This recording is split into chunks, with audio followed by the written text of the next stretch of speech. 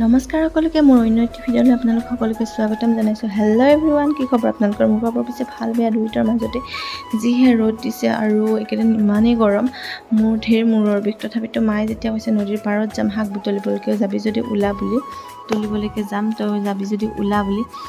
বেছিকৈ মোৰ অহা নহয়, মাহঁতে আহে। তথাপিতো আজি চান্সত পাই ময়ো আহি গ'লোঁ।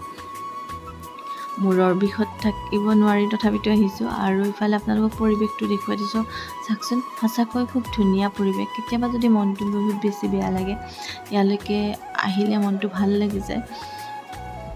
আৰু নৈখনৰ সিপাৰে মা বা জেঠাই পাৰেই হৈ গ'ল, মই ইফালে আছোঁ।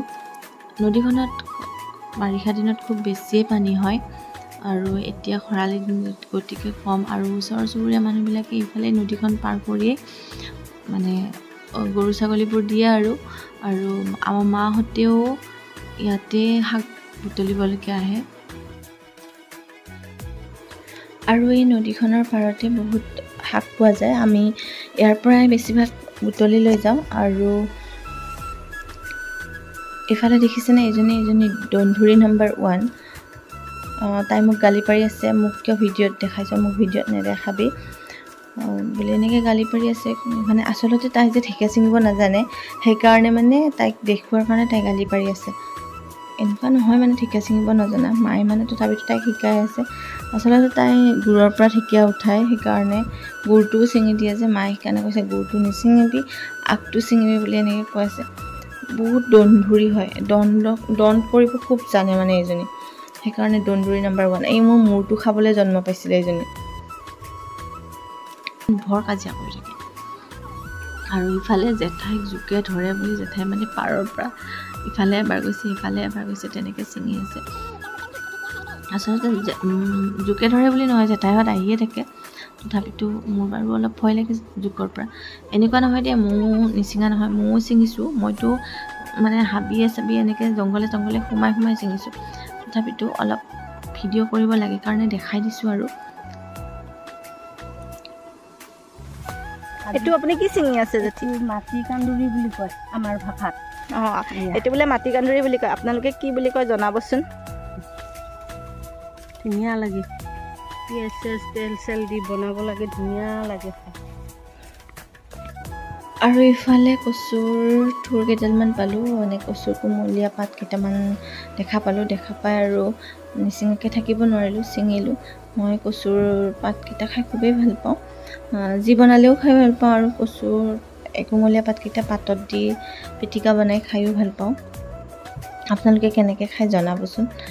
আৰু কি শাক পালোঁ, কি ছিঙিলোঁ আপোনালোকক ভিডিঅ'টোৰ শেষত দেখুৱাই যাম, কি ছিঙিলোঁ। আপোনালোকে ভিডিঅ'টো শেষলৈ চাই থাকক। ঢেকীয়া চেকীয়া কচু চচু ছিঙি আহিলোঁ এতিয়া মেটেকা ফুল ছিঙিবলৈ। আৰু মেটেকা ফুল কাৰ প্ৰিয় এবাৰ জনাবচোন। মোৰ কিন্তু খুবেই প্ৰিয় মেটেকা ফুল। আৰু ইফালে মেটেকা ফুল ছিঙিছোঁ। আপোনালোকে মেটেকা ফুল কেনেদৰে খায় সেইটোও কমেণ্ট কৰি জনাব, আৰু ক'ৰ পৰা ভিডিঅ'টো চাই আছে সেইটোও কমেণ্ট কৰিব।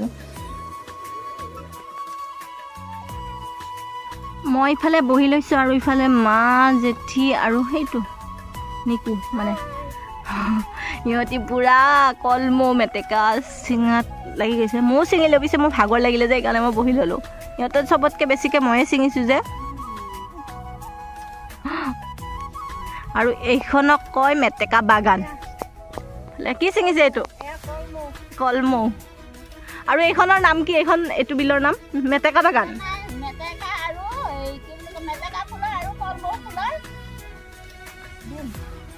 মেটেকা আৰু কলমৌ বাগান এইখন। ইয়াতে মানে মেটেকা আৰু কলমৌ ঢেৰ আছে। কি আছে?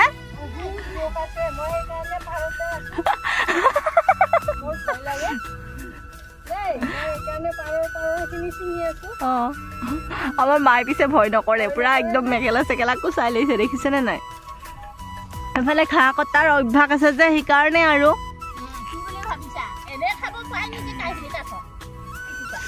মই পিছে চব কাম কৰাৰে অভ্যাস আছে, ঘাঁহ কটাৰো অভ্যাস আছে। পিছে আজি স্কুলৰ পৰা অহাৰ পিছৰ পৰাই মূৰৰ বিষ। আৰু কিছুমান মানুহ মানে এনেকুৱা আছে আপোনালোকক মানে দেখুৱাবও মোৰ লাজ লাগি যায় পুৰা কলমৌ চলমৌ ছিঙি আছে আৰু আমি কচুও ছিঙিলো এতিয়া আমি যাম ক'ত যাম আমি এতিয়া নদীৰ পাৰত নেকি আমি এতিয়া নদীৰ পাৰত যাম তাৰপৰা আমি এতিয়া আৰু অকণমান লওঁ আকৌ ৰাওনা হ'ম ঘৰলৈ আৰু বহুত মানুহ আহিছোঁ পৰি গ'ল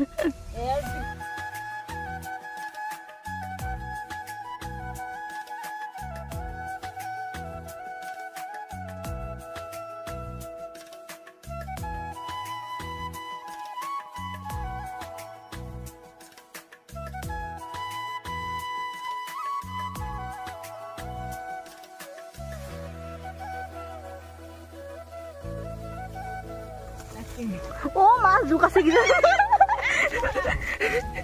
Asik.